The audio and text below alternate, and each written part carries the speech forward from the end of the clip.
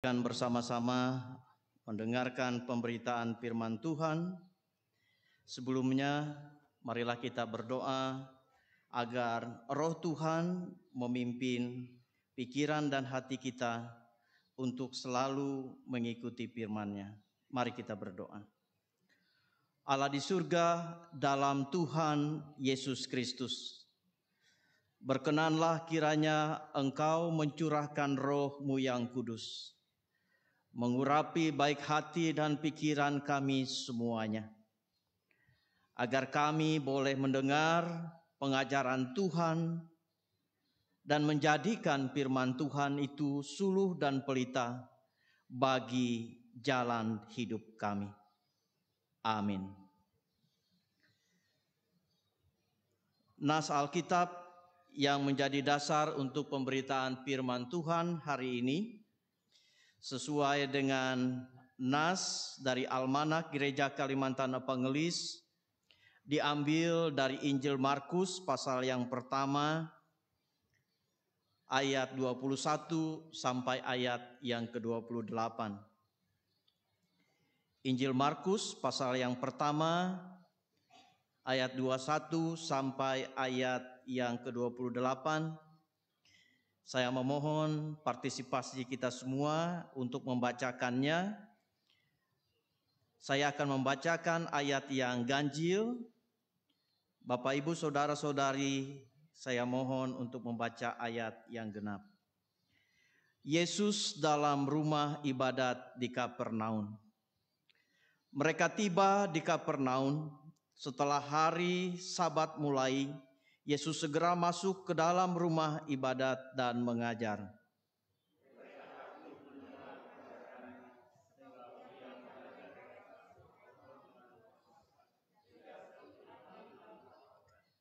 Pada waktu itu di dalam rumah ibadat itu ada seorang yang kerasukan roh jahat. Orang itu berteriak,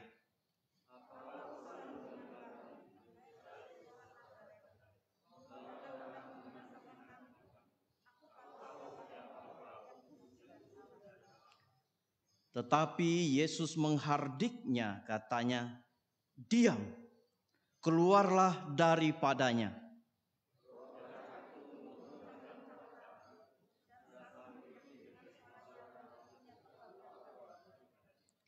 Mereka semua takjub, sehingga mereka memperbincangkannya, katanya, "Apa ini? Suatu ajaran baru? Ia berkata-kata dengan kuasa. Roh-roh jahat pun diperintahnya dan mereka taat kepadanya."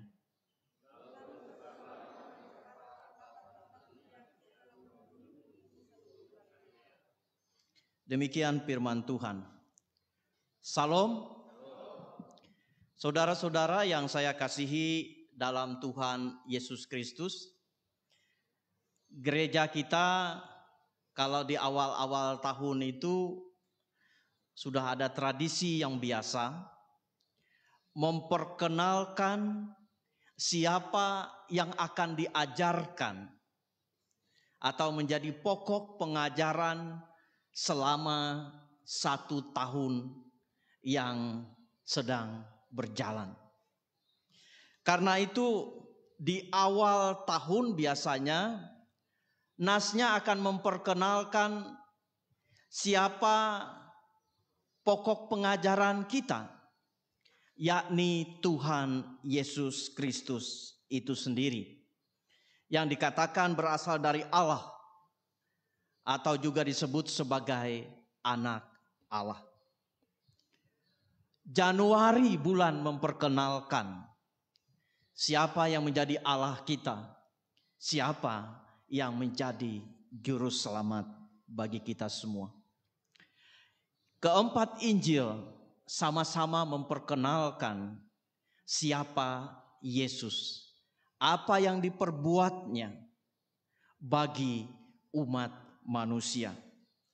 Sebelum dalam kepada pengajaran-pengajaran yang diajarkan Allah melalui Tuhan Yesus Kristus, Injil Markus pun melakukan hal yang sama.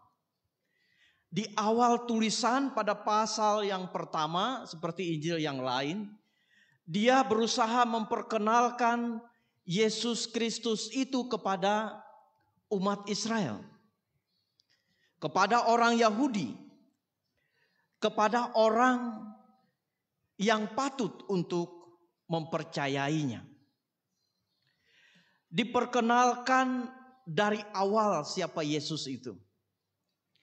Di awal kitab Injil Markus, yang datang memperkenalkan yang pertama adalah Yohanes Pembaptis. Yohanes Pembaptis memperkenalkan siapa yang akan datang. Bahkan membuka tali kasutnya pun dia tidak berkenan katanya. Karena saking hebat, saking suci, saking mulianya orang yang akan datang. Orang yang akan datang itu disebutkan oleh penginjil Yohanes sebagai seorang yang sudah dinubuatkan dari zaman dahulu. Kehadiran Yesus itu sudah dinubuatkan dan nubuat itu akan dipenuhi dan akan hadir di tengah-tengah umat manusia. Perkenalan itu dilanjutkan kemudian dengan peristiwa baptisan. Allah sendiri memperkenalkan siapa Yesus. Inilah anakku yang kukasihi. Kepadanya aku berkenan. Jadi Roh Allah sendiri yang memperkenalkan di tengah halayak orang yang minta dibaptis untuk pertobatan itu. Allah hadir dalam rupa burung merpati. Mau menunjuk yang ada di antara kalian ini adalah orang yang datang dari Yang Maha Kuasa, dari Allah Bapa. Sekarang hadir di tengah-tengah umat Israel. Tidak cukup sampai di situ, perkenalan berlanjut. Yesus mulai mengajar. Yesus mulai memanggil orang-orang menjadi murid-muridnya. Dan perkenalan dalam nas kita dan juga nas selanjutnya, Bapak Ibu Saudara-saudari bisa melihatnya. Bahwa dalam nas yang dibaca tadi, Yesus diperkenalkan sebagai orang yang penuh kuasa dalam mengajar. Dia juga berkuasa atas roh jahat. Roh jahat mengakui siapa dia. Pengakuan roh jahat, dia itu memang yang mulia dari Allah. Orang banyak juga mengakui pada akhir nas dikatakan. Ia berkata-kata dengan kuasa. Roh-roh jahat pun diperintahnya dan mereka taat kepadanya.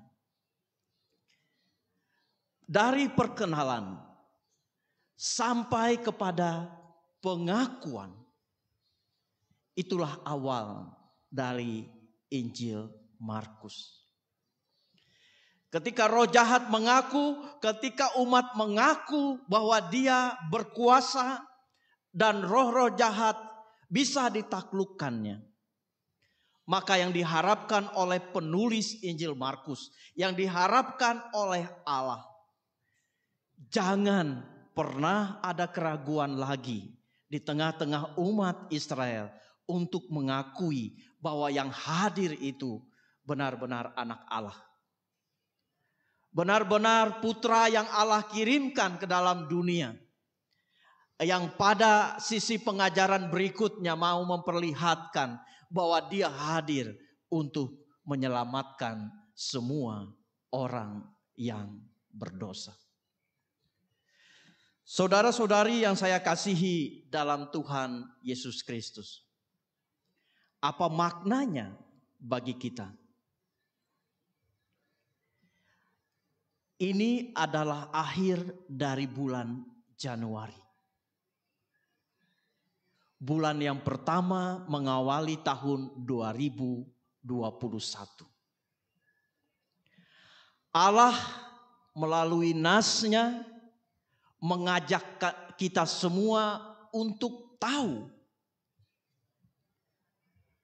bahwa Yesus adalah Allah, satu-satunya Allah yang memiliki kepantasan untuk kita sembah, untuk kita akui sebagai Tuhan dan sebagai juru selamat bagi kita. Kalau kita ingin melalui hari-hari hidup kita dalam bulan-bulan selanjutnya pada tahun 2021 ini, maka hidup kita terus diingatkan untuk mendasarkan kepercayaan kita, keyakinan kita, iman kita hanya pada Tuhan Yesus Kristus. Roh jahat pun mengakuinya sebagai Allah. Orang pada awal mulanya ketika Yesus melakukan pelayanan mengakui dia. Tidak ada alasan untuk kita tidak mengakui Yesus sebagai Tuhan dan sebagai juru selamat kita. Gereja ingin memulai tahun ini, di awal dari tahun ini bulan yang pertama, kita tetap teguh dalam keyakinan bahwa Yesus saja Tuhan kita. Yang kedua, Bapak Ibu Saudara-saudari yang saya kasih dalam Tuhan Yesus Kristus. Kalau tadi dikatakan bahwa awal dari Injil Markus ini mau meletakkan satu kepantasan Yesus untuk diakui sebagai yang datang dari Allah. Karena dia adalah yang dinubuatkan. Karena Roh Allah sendiri mengatakan itu. Iblis pun mengakui itu. Maka jangan pernah ada keraguan. Penyakit manusia yang membuat dia menjadi lemah imannya. Ketika sama dengan penyakit orang Israel yang dikatakan dalam Injil ini. Hanya takjub. Hanya mengaku tapi tidak hidup dalam keyakinan dan pengakuan itu. Bapak Ibu boleh membaca seluruh Alkitab, Bapak Ibu akan takjub akan kuasa Allah. Bapak Ibu akan melihat nanti kuasa Yesus selanjutnya. Bukan hanya dia berkuasa mengajar, bukan hanya dia berkuasa atas setan-setan untuk mengusirnya, tetapi dia juga berkuasa untuk menyembuhkan orang yang mengalami sakit. Dia membawa pelepasan. Tetapi semuanya itu harus disambut dengan keyakinan, dengan percaya. Tidak sebatas takjub. Kekristenan dibangun banyak oleh ketakjuban. Makanya kalau ada KKR penyembuhan, orang karena takjub datang. Yesus ribuan orang datang mendengar pengajarannya karena takjub, sudah dikasih makan dari 5 roti dan 2 ikan. Ketika sampai puncak iman, ketika mempertahankan iman, lari semuanya. Jangankan umat, murid juga demikian. Kamu yang sama-sama dengan Yesus. Oh tidak, kata Petrus. Lari juga. Kesungguhan untuk menghayati, untuk berjalan bersama-sama dengan Yesus menjadi hal yang amat sangat penting. Agar kita bisa melalui tahun 2021 ini dengan kegembiraan. Hidup bersama-sama dengan Yesus. Apapun yang terjadi dalam suka, dalam duka, ketika kita menyerahkan hidup dan berjalan bersama-sama dengan Yesus. Maut pun adalah kesukacitaan bagi kita. Karena kita sudah meletakkan diri kepada juru selamat yang benar. Tuhan yang benar yang kita ikuti. Sehingga kematian sekalipun menjadi kemenangan bagi kita sebagai orang-orang percaya. Saudara-saudara yang saya kasihi dalam Tuhan Yesus Kristus, marilah kita sungguh-sungguh meletakkan dasar percaya kita ini. Menaruh awal bulan ini sebagai awal melangkah ketika kita mau menyerahkan diri sepenuhnya kepada Tuhan, maka bertautlah kepada Tuhan sampai akhir tahun ini, bahkan sampai akhir hayat kita. Mari kita jalani senang susah, riang gembira, tangis sakit bersama-sama dengan Tuhan Yesus. Tidak ada yang mustahil. Tuhan Yesus berkuasa, firman-Nya berkuasa, Dia sendiri pun berkuasa. Dan kuasanya akan ditunjukkannya dalam jalan hidup kita. Bila sebentar lagi saudara-saudara kita, beberapa orang yang telah dipercayakan akan dilantik sebagai pengurus Majelis Resort GKI Pulang Pisau periode 2020-2025. Maka firman Tuhan ini pun menjadi dasar bagi Bapak, Ibu, Saudari-saudara kalian. Kepemimpinan memerlukan dasar iman yang kokoh juga. Karena kepemimpinan meminta keteladanan dari yang memimpin. Yesus sebagai pemimpin diibaratkan sebagai gembala yang agung, yang mau memimpin menjaga seluruh umat dalam suka, dalam duka, juga dari bahaya. Kiranya Bapak Ibu bisa juga menjadi gembala yang baik sebagai pemimpin dalam resort ini. Sehingga baik kehidupan Bapak Ibu, kehidupan jemaat sekalian, semuanya selalu ada di dalam Tuhan. Tuhan memberkati kita semua. Amin.